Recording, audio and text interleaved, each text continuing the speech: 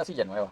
Esta semana, en Críticas de un Ateo Normal, lo que vamos a ver es ya a alguien muy conocido, al famoso, al más mencionado, al más capaz, al más listo, al que todo el mundo ve como su héroe, William Lane Craig. ¿Qué vamos a ver de William Lane Craig? Pues vamos a ver sus argumentos, sus fantásticos 5 argumentos que él le dice que todos los creyentes deberían memorizar. ¿Por qué deberían memorizar estos argumentos? Pues porque él dice que cuando se enfrentan o tienen que ver con un ateo y el ateo les dice, oh, es que no hay muy buena evidencia de que exista Dios, pues el creyente puede decir, ¿cómo que no? Tengo al menos 5 argumentos que pueden significar o pueden hacerte notar que Dios existe. Claro está, empezamos mal por ahí porque el ateo lo que dijo es que no hay buena evidencia para creer en Dios, no que no hayan argumentos. Siquiera ha dicho que no hay buenos argumentos. Como que lo que hace es confundir las cosas y lo hace a propósito para poder encaminar la conversación hacia donde él quiere y no hacia donde te están preguntando. La conversación debería fluir hacia si hay buena evidencia, perdón, o no la hay. Pero no, en lugar de ir por ese camino, William Lane Craig, con lo versátil en cuanto a manipulación del discurso que es, porque en realidad es un genio en eso, pues dirige la conversación hacia donde él quiere. ¿A dónde quiere él ir? Pues a hablar de esos argumentos que él dice que todo el mundo debe saber. Y por supuesto, esto nada más es una introducción. Él lo que quiere en realidad es pasar por esos argumentos para que al final pueda hacer una curva que lo lleven a su argumento maestro. ¿Cuál es su argumento maestro? Sí, señoras y señores, el argumento cosmológico Kalam. Él todo lo hace que llegue en última instancia al Kalam, porque para él el Kalam es lo máximo. Pero ya vimos en el video anterior que no funciona del todo, aunque claro, eso no es, ese video anterior, no se confundan, no es una refutación al Kalam. Es una refutación al Kalam como lo estaba exponiendo Don Santiago. Uf, sentí como asquito. Bueno, pero no es una refutación al Kalam en sí. Sin embargo, ¿qué voy a hacer hoy? Voy a agarrar esos 5 argumentos más el Kalam y voy a hablar de ellos. Voy a hacer una refutación corta a cada uno de ellos y voy a explicar por qué. Ay, no funcionan. ¿Por qué no? Son argumentos que puedan convencer a una persona de que Dios existe, por más que quieran intentar hacerlo ver así. Así que sin más preámbulo, vamos allá. Antes de comenzar con directamente los argumentos, pensemos un momento lo que me están diciendo que es Dios. Dios es un ser, como ya he dicho antes, atemporal, inmaterial, aespacial, y es una mente profundamente poderosa que es omnibenevolente, omnipotente y omnisciente. Eso es, resumidamente, Dios. Entonces, ¿cómo una mente puede funcionar sin tiempo? Puede tener procesos sin tiempo, sin espacio y sin materia. No hay por dónde procesar nada, no hay un cómo procesar nada, no hay un tiempo donde se procese nada y no hay un cuerpo donde se procese nada. Recordemos que Dios es básicamente una mente. ¿Qué es una mente? Una mente es un fenómeno emergente del cerebro. El cerebro conlleva los pensamientos que tenemos todos los días. Nos ayuda a percibir el mundo alrededor nuestro. Es un objeto emergente. Básicamente eso es una mente. Pregunto yo, ¿Dios entonces es una mente sin un lugar donde se procese, sin un tiempo en el que se procese, sin un cuerpo en el que se procese? O sea que es una mente sin cerebro. ¿Cómo funciona eso? ¿Cómo funciona ese papeleo de una mente sin cerebro? Es decir, una mente y ya. ¿Cómo es una mente sin procesos mentales? Es decir, una mente es un proceso mental, entonces estaríamos hablando de un proceso mental sin mente, de una mente sin proceso mental. No entiendo cómo funciona eso y tampoco entiendo cómo esto puede ser una explicación a algo. William Lane Craig nos dice que, pues definitivamente, Dios es la mejor explicación a todo lo que hay. ¿Qué es lo que pasa? Que no veo cómo algo de esta naturaleza pueda ser una explicación para cualquier cosa. Es decir, dice que es la explicación para el universo, para la vida, para etcétera, etcétera, etcétera. Pero como algo que ni siquiera tiene sentido en sus definiciones puede ser una explicación para cualquier otra cosa. Cuando nosotros hablamos de que algo es una explicación es porque entendemos ese algo y ese algo puede ser comprendido y puede llevarnos a inferir que es la causa de otro algo. Entonces, si no entendemos, si estamos diciendo que la causa es Dios y que Dios es de esta manera, y luego decimos que Dios es la causa de todo, lo que estamos haciendo es ver las respuestas y luego, en base a esas, colocando a Dios. No al revés, no como debe ser. debemos primero ver qué es Dios y ver si tiene sentido la respuesta y ver si puede ser inteligible lo que es Dios y luego ver si es posible que Dios con sus características pueda ser causa de algo. El problema es que yo no veo cómo eso se hace, cómo existe algo que no existe ni en espacio, ni en tiempo, ni materia, ni en nada físico. ¿Qué es existir entonces? Porque, por ejemplo, para mí, el ser es algo que tenga o extensión en tiempo, o extensión en espacio, o extensión en materia, o extensión de alguna manera. Debe ser así. O bien, debe ser contingente a algo que existe en espacio, en tiempo, en materia. Pero dicho esto, vamos ahora sí a ver cuáles son los argumentos fantásticos que nos va a dar William Lane Craig en este momento. Número 1. William Lane Craig nos dice como punto número 1 que Dios es la mejor explicación para el inicio del universo. Sin embargo, mi problema con esto es que preguntémonos qué es un inicio. Como siempre, esto no lo dicen, ¿verdad? Pero veamos, ¿qué es un inicio? Cuando yo te pregunto a ti qué es un inicio, tú lo que me vas a decir es, un inicio es cuando algo en un punto del tiempo no existe y luego en otro punto del tiempo existe. Eso es un inicio. Así es como inicia algo a ser. Yo en un momento del tiempo no existí y en otro momento existí cuando nací. Entonces esto es empezar a existir. Esto es un inicio. ¿Hubo algún tiempo en el que el universo, en estos 13.800 millones de años que tiene el universo, no haya existido? Pregunto yo. No lo hay. No ocurrió tal cambio. Un inicio es un cambio de un estado a otro. Tal cambio ocurrió. ¿Cómo el universo puede tener un inicio de forma absoluta, es decir, pasar de no ser a ser, de no existir a existir, si no ocurrió tal cambio en ningún tiempo? El tiempo tiene existiendo 13.800 millones de años. Eso tiene el tiempo. No ha habido un momento en esos 13.800 millones de años en donde el universo no haya existido. ¿De dónde salió entonces? Pues de un lugar atemporal, pero que ya existía, donde no hay flecha del tiempo. La flecha del tiempo inicia hace 13.800 millones de años. El estado no tiene forma de decirse anterior en tiempo, porque no había tiempo. No tiene sentido decir que había algo antes del Big Bang, porque el Big Bang fue el comienzo del tiempo. El vacío cuántico es simplemente el estado mínimo de energía posible. Este estado mínimo de energía no tiene flecha del tiempo. Lo que sucede son un montón de fluctuaciones cuánticas, que es lo que pasa en ese estado mínimo, y pues una expansión acelerada en algún punto en algún campo cuántico. Ahí, con esa expansión acelerada, se genera la flecha del tiempo que nos lleva del pasado hacia el futuro. Pero antes de eso no hay nada. Entonces, ¿podemos realmente hablar de un inicio? Lo lamento, siento que no. O por lo menos no como él lo intenta hacer. ¿El universo comenzó a existir? No. Y reto a cualquiera de las personas que esté viendo este video y que no estén de acuerdo conmigo que me traigan un solo modelo cosmológico. Uno que diga o parta de E igual 0. Es decir, de energía igual a 0. No hay, no existe tal modelo. Porque ningún modelo parte de un estado energético 0. Ningún modelo parte de que algo pasara de no existir a existir. Porque tal cambio no puede existir.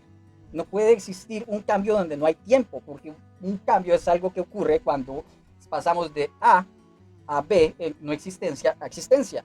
Pero si no hay tiempo, no puede suceder esto. Entonces, esta es una manera muy rápida, muy fácil y en pocas líneas de decir que Dios no es la mejor explicación para el inicio del universo. La mejor explicación para este Big Bang es definitivamente la que nos está dando la ciencia y la evidencia por ahora. Fluctuaciones cuánticas del vacío dieron como resultado una expansión por tunelación cuántica que dio como resultado esta flecha del tiempo que experimentamos como presente, pasado y futuro, que permitió la interacción entre partículas reales. Me suena mucho más parsimonioso eso, más aún sabiendo que el vacío cuántico es en efecto algo que existe y que las fluctuaciones del vacío son algo que de hecho existen y que la tunelación cuántica es algo que de hecho existe. Entonces me genera mucho más sentido y me es más parsimonioso esto que pensar en un ser atemporal, inmaterial, espacial que piensa sin cuerpo. Una mente sin cuerpo. No es la mejor explicación. Vamos al argumento 2. La manera número 2 en la que William Lane Craig apela a que Dios es la mejor explicación para todo es que Dios es la mejor explicación para el ajuste fino del universo.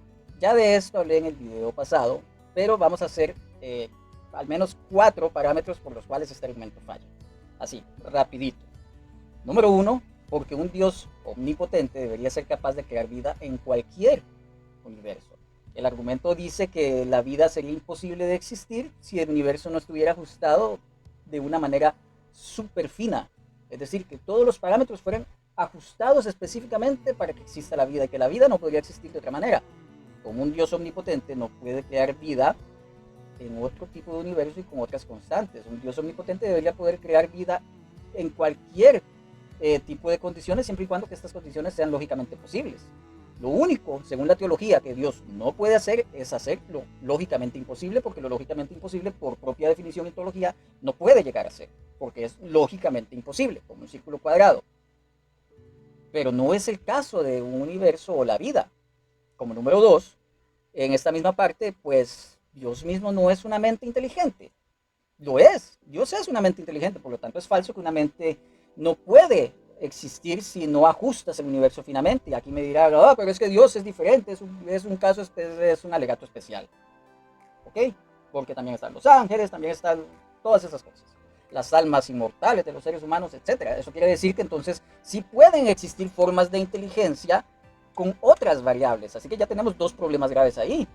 El tercer problema es, ¿por qué es necesario tal ajuste fino? Y decir que tal ajuste fino debe ser hecho por un Dios para que exista la vida.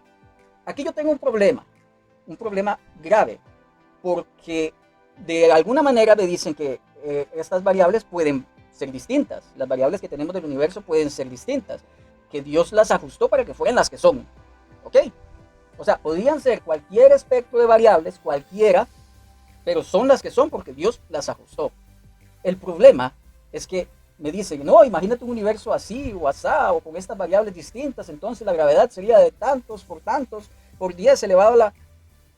¿De dónde sacan que estas variables fueron ajustadas? Solo porque son las que son. No pueden decirme eso, no pueden decirme que esas variables fueron ajustadas solo porque son las que son. Es decir, esas variables perfectamente pueden ser algo no libre de variar, no libre de cambiar, no libre de ser diferente. ¿De dónde me están sacando que podían haber sido diferentes? De ningún lugar. Solamente me lo están diciendo, solamente lo afirman porque necesitan eso para poder decir que Dios existe bajo el argumento del ajuste fino. Y como último y cereza del pastel, Dios tiene entonces limitaciones. Es decir, unido al punto 1, Dios debería tener la capacidad de crear vida bajo cualquier circunstancia. Pero si Dios no puede crear vida bajo cualquier circunstancia, eso significa que hay limitaciones para Dios. Es decir, hay algo que obligue a Dios a no poder crear vida de otra manera. Hay algo por encima de Dios exigiéndole que no cree vida de otra manera. Si es así, entonces Dios no es lo más alto. Eso sería contradictorio, pues hay algo que dicta a Dios cómo comportarse. Y ojo, esto no es lo mismo que decir que la lógica es más alta que Dios. No, porque hay otro problema aquí. Porque hay ateos que dicen que no, que es que la lógica es más alta que Dios. Y entonces esto no es cierto. No es una analogía tampoco. Aquí lo que estamos diciendo es que Dios puede hacer todo lo lógicamente posible. Crear vida bajo otras circunstancias es algo lógicamente posible porque Dios mismo es una vida. Los ángeles son una forma de vida. Es decir, son una mente. Debemos pensar que por lo menos las mentes son posibles, al menos. Me parece difícil que no puedan existir otras formas de vida, con otras variables. No tienen por qué ser estas mismas. Entonces, hay algo que le dicta a Dios que no puede crear estas otras formas de vida. En ese caso, Dios no sería Dios. Entonces, el ajuste fino falla y falla muchísimo. No entiendo cómo personas tan famosas como John Lennox dicen que este es el mejor argumento del mundo. Pero dejando de lado esto, vamos al argumento número 3. El tercer argumento que presenta William Lane Craig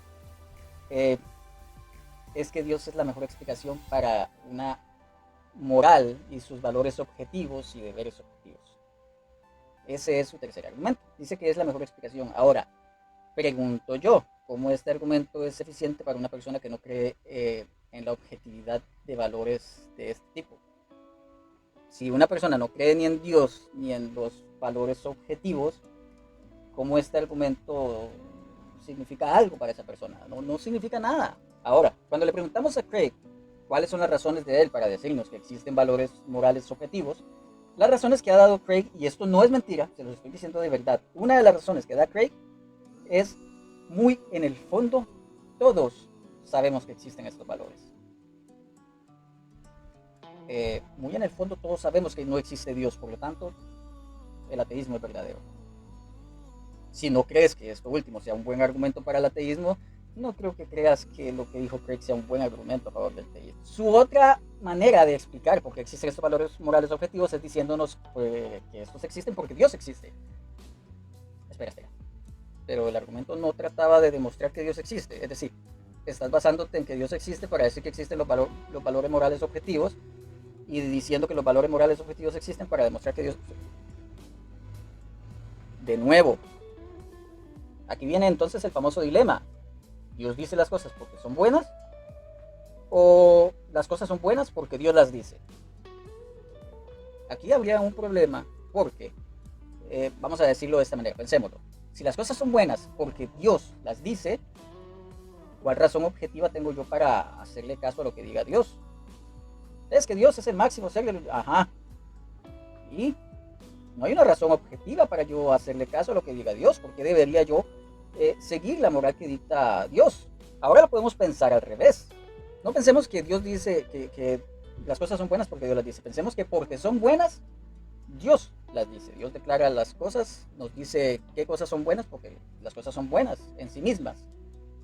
Pero si las cosas son buenas en sí mismas, entonces Dios no es el estándar de la moral. Hay una moral que sobrepasa a Dios y las cosas son buenas sin necesidad de Dios. O sea, las cosas son objetivamente buenas o malas, aún si quitamos a Dios de la ecuación. Esto tampoco favorece al teísmo. Entonces, si las cosas son buenas en sí mismas, sí tendríamos una moral objetiva que no necesita ningún Dios.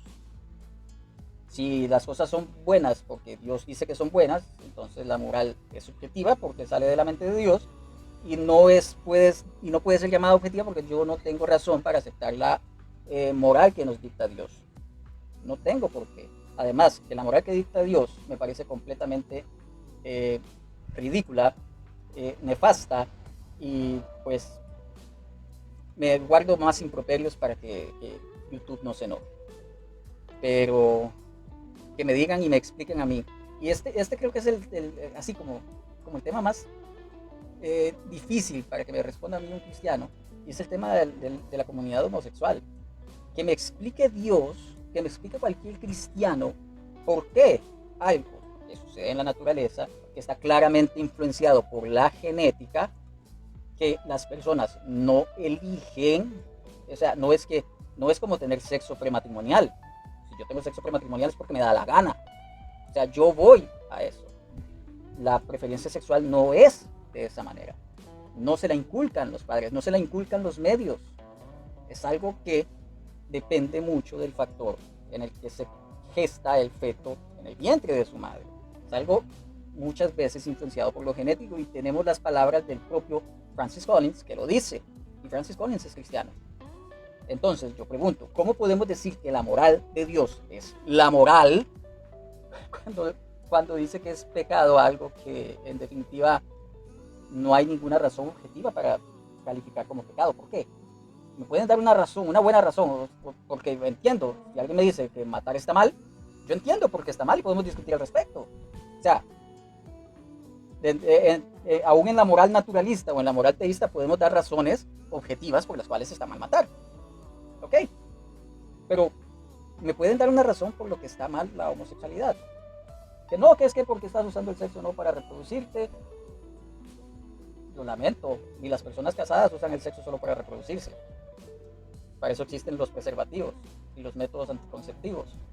¿O qué? ¿Crees que la pareja que tiene 2 hijos y 10 años de matrimonio solo ha 2 veces?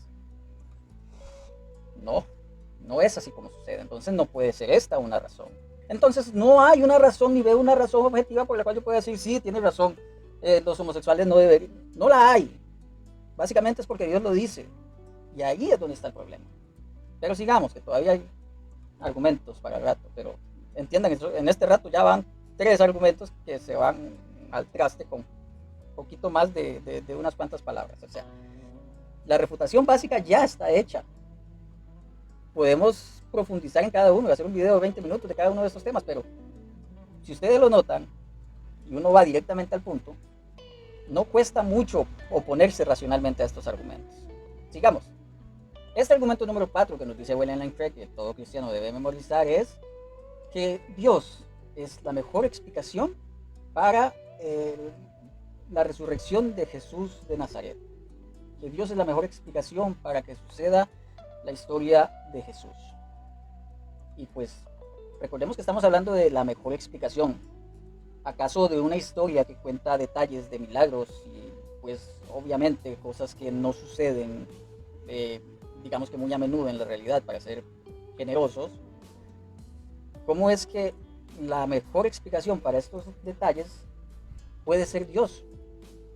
Digo, detalles como que el embellecimiento de la historia, el error de pasar de boca en boca, la mala traducción y el hecho de que los textos que hablan de estas cosas sean escritos en lo mejor por personas que pues escucharon los relatos de segunda mano, pues errores en esto y estos hechos me parecen a mí una mejor explicación para un tipo que resucitó de la muerte. Es decir, si me ponen a elegir entre que un Dios mente sin cuerpo, sin tiempo y sin materia y sin espacio es la mejor explicación para un tipo que resucitó, o si la mejor explicación para un tipo que resucitó es que pues a la historia le fueron agregando cosas durante varios años y pues en ese agregar de cosas la historia se fue mitificando hasta que llegó a un pues sujeto que resucitó. Digamos que no fuera Jesús, digamos que fuera la historia de cualquier otro. Si ustedes sinceramente vieran esa historia contada por cualquier persona, ustedes realmente pensarían que la mejor explicación para eso es Dios. No lo es, no es la mejor explicación. Que sí, que puedes argumentar que las cosas sucedieron, sí, pero digamos que, ok, argumentas que suficientemente bien, lo cual lo dudo, argumentas suficientemente bien que Jesús resucitó. Resulta que demuestras, eres el primer teólogo e historiador que logra demostrar 100% real, no fake, que Jesús resucitó. ¿Significa esto que la mejor explicación es Dios? Tampoco. ¿Por qué? Porque decir que porque Jesús resucitó, entonces Dios es la mejor explicación, es un non sequitur. No se sigue una cosa de otra. Perfectamente Jesús pudo estar mintiendo y tener el poder, digamos, de resucitar. Y ese era su poder, resucitar. Porque eso tiene que ver con Dios. Porque él hablaba de Dios. Puede hablar de cualquier cosa. Puede decir cualquier cosa. Incluso puede estar mintiendo. Así que ni siquiera la resurrección de un tipo es una suficiente explicación para decirme que Dios existe. Una cosa no se sigue de la otra. Entonces, ¿es suficiente explicación el hecho de que Jesús resucite? Perdón. No, aún así no sería suficiente explicación. Sería suficiente explicación para decir que lo sobrenatural existe, no que Dios existe. Una vez más, una mente sin cuerpo, atemporal, espacial, inmaterial, tampoco veo cómo puede ser la mejor explicación para algo. ¿Cuál es la siguiente prueba que tiene William Lane Craig, la siguiente mejor explicación para la que Dios es necesario? Pues que Dios puede ser sentido. Sí, ese es su otro argumento, su otro gran argumento. Que Dios puede ser sentido y es la mejor explicación para ese sentimiento en las personas. William Lane Craig habla de esto y se refiere a esto en inglés como The Witness of the Holy Spirit, que en español vendría siendo como ser testigo del Espíritu Santo, de la presencia del Espíritu Santo, o lo que dicen los evangélicos, estar en la presencia de Dios. Viene siendo más o menos esto. Sin embargo, pregunto, ¿cómo es que algo tan subjetivo como esto puede ser la mejor explicación de algo? Es decir, ¿cómo una sensación mágica, extraña en las personas que las hace hablar, baja la raja la Yamaha, mata la mosca, está fea? ¿Cómo puede ser eso la mejor explicación o una explicación para algo o la manifestación de un algo? No lo es. ¿Cómo puede ser que esa presencia del Espíritu Santo pueda demostrar nada? ¿Cuántas religiones hay que no dicen que sienten a su Dios? Todas tienen al mismo Espíritu, al mismo Dios y no lo saben, entonces el Espíritu Santo les llega a todas. No creo que sea eso. Entonces, si esta sensación de verdad sirve para demostrar algo, pues aceptando ese hecho habría que aceptar a todas las otras denominaciones que pues sienten lo mismo. Hindúes, budistas, sintoístas, etcétera, mexicas, cualquiera de estos. Entonces, todos estos que sienten eso tendrían que ser aceptados como creyentes de algo verdadero. Entonces, este es el quinto argumento que Craig les pide a los cristianos que deben de memorizar. No sé ustedes, pero a mí ninguno de estos argumentos me convencen en absoluto. Y ahora sí, vamos al argumento estrella de William Lane Craig, el argumento cosmológico Kalam. El argumento cosmológico Kalam, como ya había dicho antes, tiene dos premisas y una conclusión. Todo lo que comienza a existir tiene una causa. El universo comenzó a existir, por lo tanto el universo tiene una causa. De eso se infiere que la causa debe estar fuera del universo porque creó el universo y pues por supuesto algo que es creado no puede autocrearse. Es decir, el universo no podría crearse a sí mismo porque para crearse a sí mismo, como diría Santo Tomás de Aquino, tendría que existir antes de existir, lo cual es metafísicamente imposible. Entonces esa causa debe ser Dios. ¿Cuál es el problema con esto aparte de los que ya he dado? Pues que si lo vemos de alguna manera, la primera premisa es falsa porque solo los eventos que comienzan a existir requieren una causa. Como les dije, empezar a existir significa que en un punto del tiempo no existas y en otro punto del tiempo existas. Pero no ha habido un tiempo en el que el universo no exista. El universo no pasó de un tiempo en el que no exista a un tiempo en el que exista. Y si no ocurrió tal cambio, entonces no tiene necesidad de una causa. No la tiene porque no ocurrió tal cambio. El universo no pasó de un tiempo en el que no existía a un tiempo en el que existía. Dicen que pasó de no existir a existir. ¿Hay un tiempo en el que pasó eso? No, no lo hay. Pero digamos que damos por válida la primera premisa. Esta defensa, esta objeción que estoy dando, digamos que tiene para debate. Pero digamos que damos la primera premisa por verdadera. Todo lo que comienza a existir tiene una causa. Comenzó a existir el universo. Bueno, ahí está el meollo. ¿De dónde sacas que comenzó a existir el universo? Hasta donde yo sé, el estado mismo del universo no tiene causa. Si crees que tiene causa, dime esa causa.